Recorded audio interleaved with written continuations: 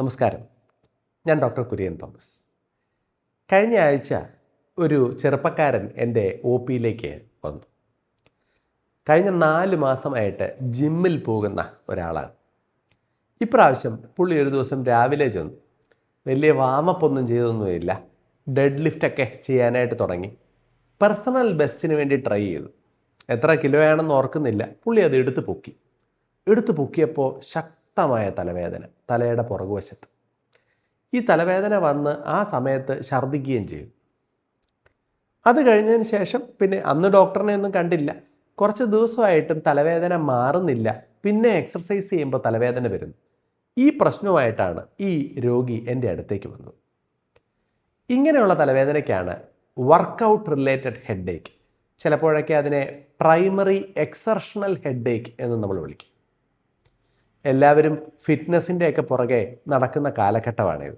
അതുകൊണ്ട് തന്നെ വളരെ പ്രാധാന്യമുള്ള ഒരു തരം തലവേദനയാണ് ഈ പ്രൈമറി എക്സർഷൻ ഹെഡേക്ക് അല്ലെങ്കിൽ വർക്കൗട്ട് ഹെഡേക്ക് എന്ന് പറയുന്നത്.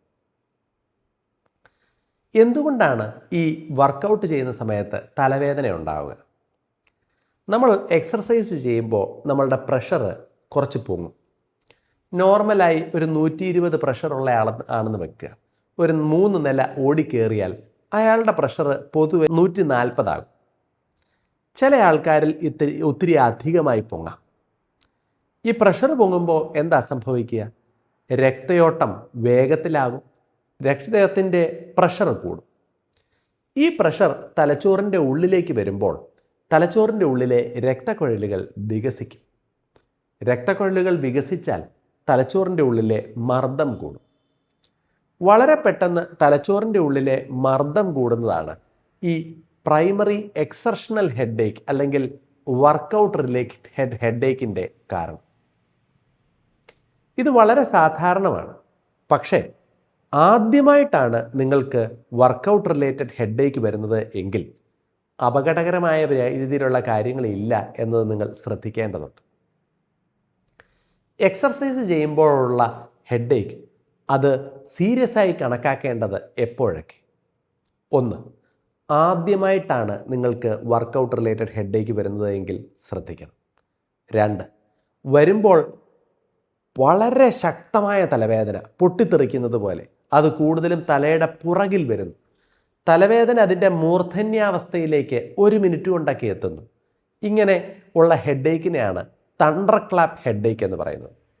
തലവേദന ഈ രീതിയിലാണ് നിങ്ങൾക്ക് വെയിറ്റ് ലിഫ്റ്റ് ചെയ്തപ്പോൾ ഉണ്ടായത് എങ്കിൽ അപകടമാണ്. തലവേദനയുടെ ഒപ്പം ബോധം നഷ്ടപ്പെടുകയാണ് എങ്കിൽ പ്രശ്നമാണ്. തലവേദന വരുന്ന സമയത്ത് ഛർദ്ദിക്കുകയോ 2ആയി കാണുകയോ കാഴ്ചയ്ക്ക് മങ്ങൽ അനുഭവപ്പെടുകയോ ചെയ്താൽ ശ്രദ്ധിക്കേണ്ടതുണ്ട്. ചിലപ്പോഴൊക്കെ തലവേദനയുടെ ഒപ്പം ശക്തമായ കഴുത്തുവേദനയും ഉണ്ടാകും. അവിടെയും പ്രശ്നമുണ്ട്.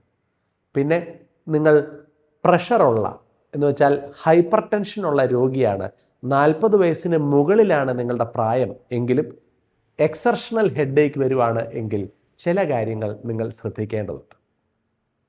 പ്രൈമറി എക്സർഷണൽ ഹെഡേക്ക് എന്ന് പറയുമ്പോൾ തന്നെ അവിടെ രോഗമൊന്നും ഉള്ളിലില്ല എന്നതാണ് ഉദ്ദേശിക്കുന്നത്. എന്ന് വെച്ചാൽ ട്യൂമർ ഇല്ല, രക്തക്കുഴൽ പൊട്ടിയിട്ടില്ല.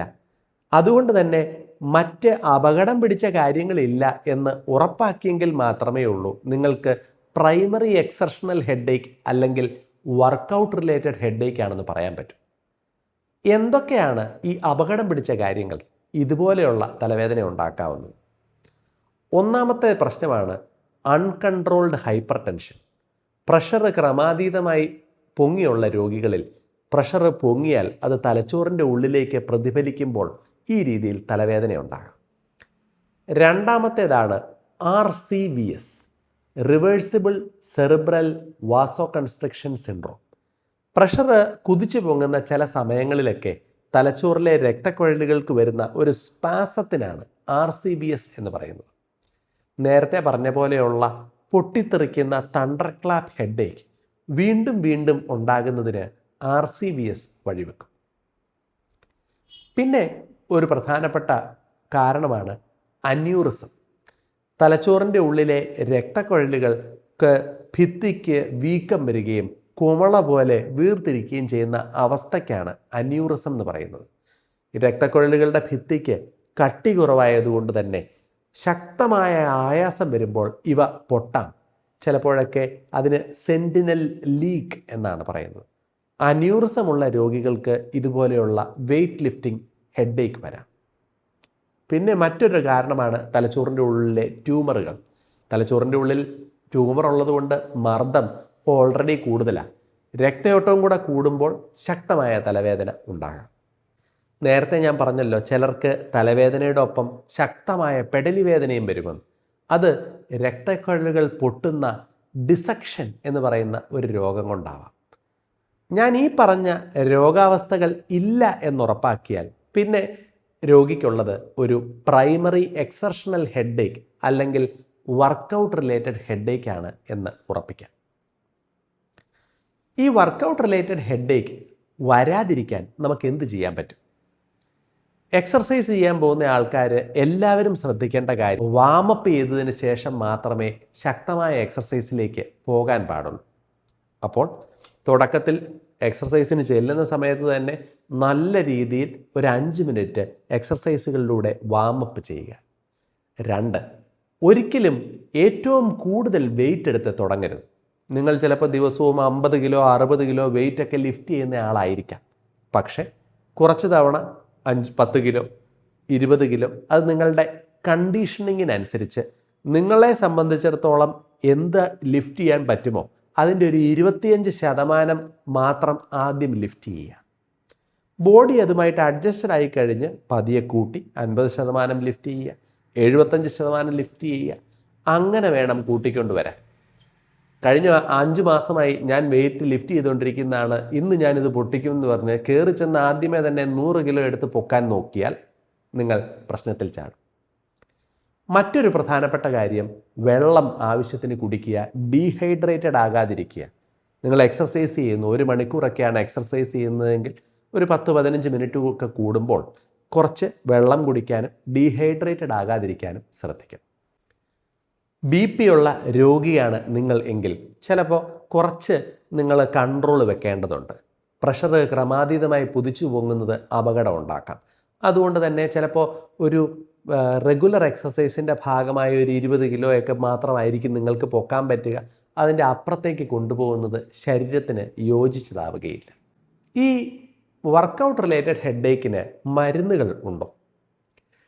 സ്ഥിരമായി എക്സർസൈസ് ചെയ്യുമ്പോൾ ഹെഡേക്ക് വരുന്നു, സ്കാൻ വെച്ചൊക്കെ മറ്റ് അപകടകരമായ പ്രശ്നങ്ങൾ ഇല്ല എന്ന് നമ്മൾ ഉറപ്പാക്കുകയും ചെയ്തു, വാമപ്പ് ചെയ്യുകയും വെള്ളം കുടിക്കുകയൊക്കെ ചെയ്തു, എന്നിട്ടും തലവേദന കൺട്രോളിലാവുന്നില്ല. അങ്ങനെയുള്ള സാഹചര്യങ്ങളിൽ ചില മരുന്നുകൾ നമുക്ക് ഉപയോഗിക്കാം. പ്രൊപ്രാനലോൾ, ഇൻഡോമെത്താസിൻ എന്നീ മരുന്നുകളൊക്കെ എക്സർസൈസ് ചെയ്യുന്നതിന് ഒരു അരമണിക്കൂർ മുമ്പേ ഒരു ടാബ്ലറ്റ് എടുത്താൽ ആ എക്സർസൈസിൻ്റെ പീരീഡ് കുഴപ്പമില്ലാതെ കൊണ്ടുപോകാൻ നമുക്ക് സാധിക്കും.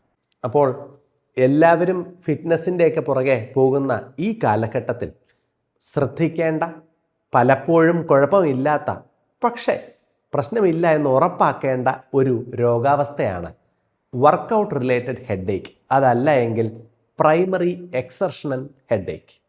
നന്ദി.